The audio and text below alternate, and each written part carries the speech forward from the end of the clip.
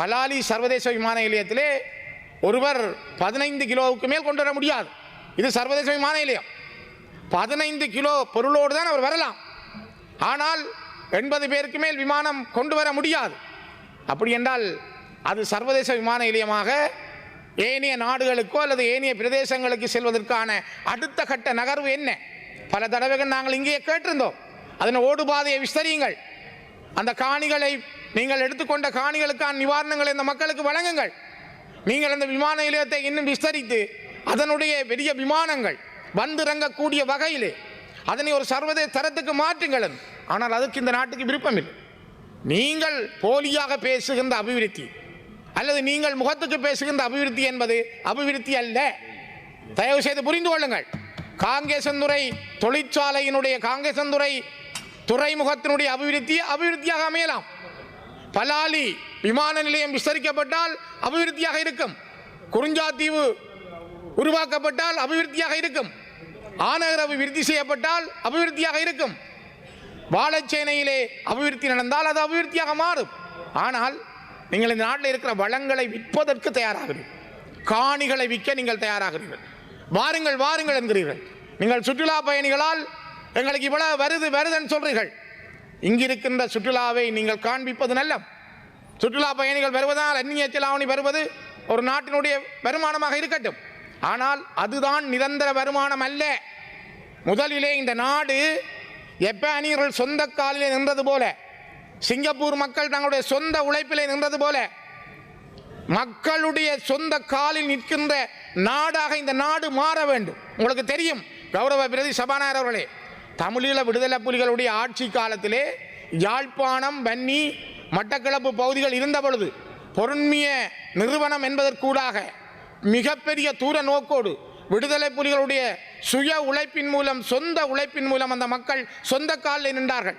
14 ரூபாவுக்கு 1 kilo அரிசி வாங்கினார்கள். மக்கள் சுதந்திரமாக வாழ்ந்தார்கள், கல்வி கற்றார்கள், போய் வந்தார்கள், போக்குவரத்து இருந்தது. ஆனால் இன்றைக்கு அரிசியின் விலை என்ன? பருப்பின் விலை என்ன? மரக்கரியின் விலை என்ன? அடுத்த பொருளாதார கட்ட நகர்வு என்ன? நாடு பொருளாதாரம் தெங்கு, தேயிலை, அதனை விட ரப்பர் உற்பத்தியிலே என்ன வருமானம் பெறுகிறது? வளமையான வருமான கலாச்சாரத்திலிருந்து இலங்கை எவ்வளவு தூரம் விழுந்திருக்கிறது பின்னுக்கு. நீங்கள் வெறுமனே கட்டிடங்களை திறப்பதன் மூலம் நிதி பாயும் என்று நினைக்காதீர்கள். அது நிதி பாய்ச்சல் அல்ல, அது அபிவிருத்தி பாய்ச்சல் அல்ல. அது இந்த நாட்டில் ஒரு பார்வைக்கான ஒரு விமர்சனம். கலாச்சாரத்திலே நீங்கள் வயோதிபர்களுக்கு மாலை போடுவதும் அம்மாக்களை கட்டி கொஞ்சுவதும் மட்டும் நாட்டின் அபிவிருத்தி அல்ல. நாடு என்பது அந்த அம்மா மகிழ்ச்சியோடு இருக்கிறாரா? இந்த நாட்டில் இருக்கின்ற ஒவ்வொரு வயோதிபனும் தன்னுடைய சொந்த உழைப்பிலே வாழுகிறானா? அவன் வாழ்வதற்கு எந்த தடையும் இல்லை என்பதை உருவாக்குங்கள். தயவு செய்து கௌரவ பிரதி சபாநாயகர் அவர்களே, நான் ஒன்றை சொல்ல விரும்புகிறேன். முதலாவது, இந்த நாட்டிலே நீங்கள் இருக்கின்ற பிரச்சனையை தீர்ப்பதற்கு தயாராகுங்கள். நீங்களும் நாங்களும் இந்த நாட்டினுடைய பங்காளிகள். கௌரவ பிரதமர் அவர்கள் இருக்கிறார், பல உறுப்பினர்கள் இருக்கிறீர்கள். நீங்கள் ஒரு சோசலிசவாதிகள் என்று நான் நினைக்கிறேன். நான் பல யதார்த்தவாதிகளை பார்த்திருக்கிறேன், லிபரல்வாதிகளை பார்த்திருக்கிறேன். ஆனால் உங்களை சோசலிசவாதிகளாக நீங்கள் சொல்லிக் கொள்கிறீர்கள். இந்த சோசலிசம் என்ற ஒடுக்குமுறைக்கு எதிரான உங்களுடைய போராட்டம், நீங்கள் காலனித்துவத்துக்கு எதிரான உங்களுடைய போராட்டம், நவகாலனித்துவத்துக்கு எதிரான உங்களுடைய போராட்டம், நாங்கள் கொஞ்சம் கொஞ்சம் உங்களோடு அந்த எண்ணங்களை கொண்டவர்கள். அதனால்தான் நாங்கள் ஒரு தமிழ் பேசும் மக்களாக, தமிழர்கள், முஸ்லீம்கள் இந்த மண்ணிலே தொடர்ந்து நாங்கள் இந்த நாட்டில் ஒரு தீர்வுக்காக நாங்கள் கேட்கிறோம் உங்களிடம். ஆகவே இந்த தமிழ் பேசும் மக்களுடைய பிரச்சனையை, ஒடுக்குமுறைக்காக அந்த மக்களுடைய, ஒடுக்கப்பட்டிருக்கிற மக்களுடைய சுயநிர்ணய உரிமையை அங்கீகரிக்காத சோசலிசம் என்றால் அது என்ன சோசலிசம்? உங்களுடைய டில்வின் சில்வா அவரை கேளுங்கள், உங்கள் கட்சியினுடைய செயலாளர் நாயகம் அவரை கேளுங்கள், அல்லது ஜேவிபியினுடைய சாபர்களில் ஒருவர் அவரை கேளுங்கள். ஒடுக்குமுறைக்கு வாழுகின்ற மக்களுக்கான சுயநிர்ணய உரிமை என்றால் என்ன? ஒரு சுயத்தோடு வாழ்ந்த இனம் வடக்கும் கிழக்கிலும் தன்னுடைய பாரம்பரியமான வரலாற்று நில அடையாளங்களோடு, தனக்கே உரித்தான மொழியோடு, தனக்கே உரித்தான பாரம்பரிய கலாச்சார அடையாளங்களோடு வாழ்ந்த இனம் இன்று ஒடுங்கி நிற்கிறது, ஒடுக்கப்பட்டிருக்கிறது.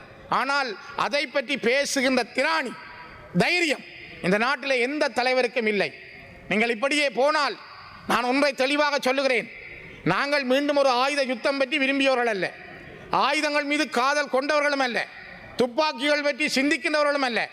ஆனால் நீங்கள் அரசியல் தீர்வு என்பது இனிமேல் அவர்கள் கேட்க மாட்டார்கள் என்று நீங்கள் நினைத்தால் நீங்கள் விடுகின்ற மிகப்பெரிய வரலாற்று தவறாக அது அமையும். அதனால் தான் நான் குறிப்பிட விரும்புகிறேன், வெறும் சடங்காக வரவு செலவு திட்டம் வருவதல்ல. வரவு செலவு திட்டம் வருடாந்தம் சொல்லப்படுகின்ற ஒரு கொள்கை விளக்கம். இந்த நாட்டினுடைய மிகப்பெரிய பொருளாதார வல்லமையை, இந்த நாட்டினுடைய கொள்கையை அடுத்த ஆண்டிலே எவ்வாறு நாங்கள் நடைமுறைப்படுத்துவோம் என்பதை சொல்லுகின்ற மிகப்பெரிய ஒரு கொள்கை ஆவணம்தான் அந்த நாட்டினுடைய பாதீடு என்பது. ஆகவே பாதீடு எதிர்வரும் ஆண்டிலே வருகின்ற வருமானங்களையும் செலவினங்களையும் எவ்வாறு சமப்படுத்துவது என்பது மட்டுமல்ல, இந்த நாட்டில் இருக்கின்ற இனங்களுக்கு இடையில் எவ்வாறு ஒற்றுமை ஏற்படுத்தப்படும், இனங்களுக்கான பிரச்சனை எவ்வாறு தீர்க்கப்படும், இனங்களுக்கான நீதி எவ்வாறு வழங்கப்படும், கடந்த ஆண்டுகளில் நாங்கள் நடந்தவற்றிலிருந்து எவ்வாறு முன்னேறுவோம் என்பதை சொல்வதற்கான ஒரு இடம்தான் இந்த வரவு செலவு திட்டம். ஆனால் நீங்கள் கடந்த ஜெனீவாவில் நடைபெற்ற பிரேரணையில் கூட நீங்கள் போய் சொல்லியிருக்கிறீர்கள். நீங்கள் உங்களுடைய வெளியுறவுத்துறை அமைச்சரும் சொல்லுகிறார், நாங்கள் சர்வதேச விசாரணைக்கு தயாரில்லை. உங்களோட முதுகில் புண்ணில்லை என்றால், உங்களோட முதுகில் காயம் இல்லை என்றால் ஏன் நீங்கள் பயப்படுறீங்க? ஏன் நீங்கள் பயப்பட வேணும்? நீங்கள் நெஞ்ச நிமிதி சொல்லாமல் நாங்கள் செய்யலை என்றால் செய்யலைன்னு சொல்லுங்க. ஆனால் இதுவரை நல்லிணக்க ஆணைக்குழுவால் நீதி இந்த நாட்டிலே கிடைக்கப்பெறவில்லை. ஜனாதிபதி ஆணைக்குழுவால் நீதி கிடைக்கப்பெறவில்லை. உங்களாலும் நீதி கிடைக்காது என்றுதான் நாங்கள் இந்த நாட்களிலே நம்புகின்றோம். அதனால் தான் நாங்கள் மீண்டும் மீண்டும் வலியுறுத்துகிறோம், சர்வதேச சமூகம், நான் இந்த உயர்ந்த சபையினூடாக அந்த சமூகத்தில் ஒரு கோரிக்கையை வைக்கிறேன். இந்த நாட்டிலே நீதியை சிங்கள மக்கள் தரமாட்டார்கள், சிங்கள தலைவர்கள் அதற்கு விடமாட்டார்கள். ஆகவே சர்வதேச சமூகம் தமிழர்களுக்கான நீதியை வழங்க தயாராக வேண்டும். தமிழர்களுக்கான நீதி கிடைக்க வேண்டும் என்றால் அது ஒரு சர்வதேச தலையீட்டோடு மட்டும்தான் சாத்தியமானதாக மாறும். அந்த சாத்தியமான நீதியான நல்லிணக்க பொறிமுறை என்பது சர்வதேசத்தினுடைய பார்வையில் நடைபெற வேண்டும் என்பதைத்தான் நாங்கள் மீண்டும் மீண்டும் வலியுறுத்துகிறோம். ஆகவேதான் சாதாரணமாக கொண்டு வரப்பட்ட சர்வதேச சமூகம் புரிந்து கொள்ள வேண்டும். உலக நாடுகள், அமெரிக்கா, இந்தியா உட்பட பல நாடுகள் இந்த இலங்கை இந்திய ஒப்பந்தத்திலே அமெரிக்காவினுடைய பங்கு இருந்தது, இந்தியாவினுடைய பெரும்பங்கு இருந்தது, இந்தியா அதில் மிகப்பெரிய தலையீட்டை செய்திருந்தது. ஆனால் இன்று இந்த இலங்கை இந்திய ஒப்பந்தத்தினூடாக வந்த 13ஆம் திருத்தத்தினுடைய மாகாண சபைகளை கூட நடத்துவதற்கு இந்த நாடு தயங்குகிறது. இந்த நாட்டினுடைய ஆட்சியாளர்கள் தயங்குகிறார்கள் என்றால் அது மிகப்பெரிய ஆபத்தான விடயம். இது ஒரு இனத்துக்கு செய்யப்படுகின்ற மிக மோசமான ஒரு பின்னடைவு. அதனால் தான் நாங்கள் வலியுறுத்துகிறோம், அரசியல் தீர்வுக்கு நீங்கள் தயாராகுங்கள். நாங்கள் எங்களுடைய கட்சியாலே நான் நினைக்கிறேன் ஜனாதிபதிக்கு 2 கடிதங்கள் எழுதியிருந்தார்கள். ஆனால் இதுவரை ஜனாதிபதியிடம் இருந்து எந்த பதிலும் இல்லை. ஒரு ஆரம்ப புள்ளியாக ஒரு தேர்தல் மூலமான ஒரு மக்களுடைய ஆணையாக இருக்கின்ற மாகாண சபையை நடத்த உங்களிடம் தயாரில்லை. அரசியல் தீர்வுக்கு நீங்கள் எப்படி தயாராக கௌரவ பிரதி சபாநாயகர் அவர்களே, நான் கேட்கிறேன், நாங்கள் எங்களுடைய இலங்கை தமிழரசு கட்சியினுடைய அரசியல் ஜாப்பிலேயே மிகவும் தெளிவாக சொல்லப்பட்டிருப்பது சமஷ்டி அடிப்படையிலான அரசியல் தீர்வு. இந்த நாட்டில் நாங்கள் கேட்பது, இன்னைக்கு பெல்ஜியத்தில் இருக்கிற ஆட்சி முறை, சுவிட்சர்லாந்தில் இருக்கிற ஆட்சி முறை, இந்த நாடுகளில் இருக்கிற ஆட்சியால் அந்த நாடு பிரியவில்லை. ஏன் அமெரிக்கா, இந்தியாவிலே கூட இருக்க செமி சமஷ்டி என்பது கூட அந்த நாடுகளில் பிரிவினை அல்ல, அந்த நாடுகளை ஒற்றுமையாக பலமாக வைத்திருக்கிறது. அந்த அடிப்படையில் சமஷ்டி அடிப்படையிலான அரசியல் தீர்வு என்ற ஒன்றுக்காக நாங்கள் ஏன் பேசக்கூடாது? அந்த பேச்சுவார்த்தைக்கு ஏன் நீங்கள் தயாராகக்கூடாது? கௌரவ உறுப்பினர்களே, இந்த சபையில் இருக்கிறவுடன் நான் கேட்கிறேன், ஒரு நியாயபூர்வமான இந்த நாட்டுக்குள்ளே ஒற்றுமையாக வாழ்வதற்கான ஒரு கூட்டாட்சி முறைக்கு நீங்கள் தயாரில்லை என்றால் எதற்கு நீங்கள் தயாராக போகிறீர்கள்? எந்த சமஷ்டி பற்றி நீங்கள் பேச போகிறீர்கள்? நீங்கள் எந்த தீர்வு பற்றி பேச போகிறீர்கள்? ஆகவேதான் நாங்கள் மீண்டும் மீண்டும் வலியுறுத்துகிறோம், எங்களுடைய இனத்துக்கான, தமிழ் மக்களுக்கான பிரச்சனைக்கான தீர்வு என்பது, நாங்கள் ஒரு பெரிய யுத்தம் செய்த இனம், சாதாரண இனம் அல்ல.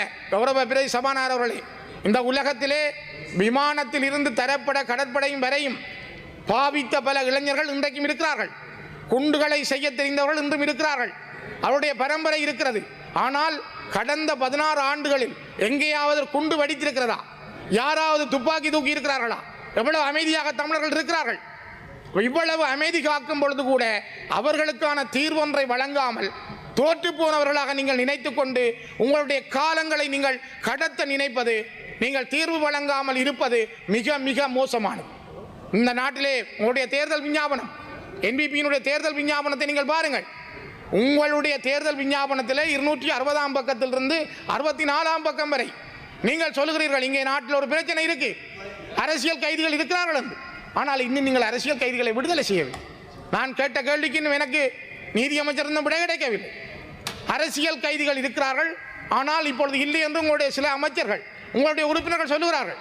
ஆனால் நீங்கள் தேர்தல் விஞ்ஞாபனத்தில் சொல்லி இருக்கிறீர்கள் அரசியல் கைதிகளை நாங்கள் விடுவோம். நாட்டில் யோசித்து பாருங்கள்.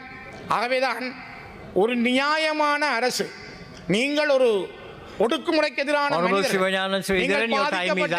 பாதிக்கப்பட்ட மனிதர்களுக்கு எதிரான கருத்துக்களை சொல்லுகின்றவர்கள்.